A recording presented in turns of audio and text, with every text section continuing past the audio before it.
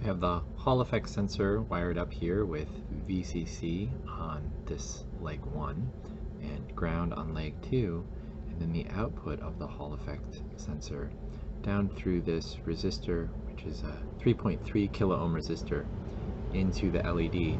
Now the Hall effect sensor that we're using is the DRV5055, and the operating characteristics state that it can go from -1 milliamps to +1 milliamps. So we had to select our resistor here to ensure that we're not passing too much current through the Hall effect sensor. So here we go. This is with the south pole facing the front of the Hall effect sensor, and you can see there's more voltage being applied and more current passing through the LED. Now if I flip it to the north side,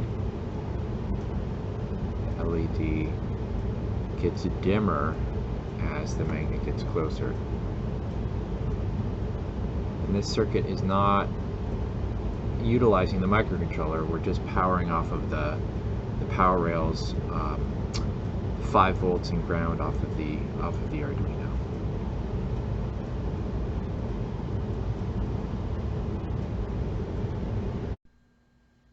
I thought it might be interesting to look at the Hall effect sensor under a multimeter. So we have this fluke multimeter that's hooked up to the output leg of the Hall effect sensor. The Hall effect sensor is facing that way, and that's measuring the voltage.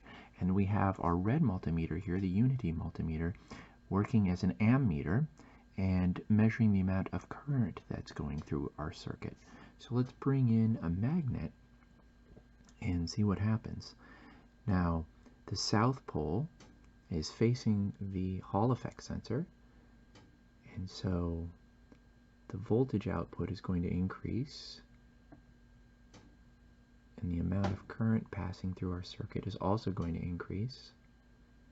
I selected 3.3 kilo ohm resistor just so we don't get more than that 1 milliamp maximum through our circuit. Now I just switched to the north pole, and our Hall effect sensor output goes down, and of course we're pulling less current. Let's flip it again. Now it's the south pole, it'll get brighter, and almost gets up to 5 volts. And south pole,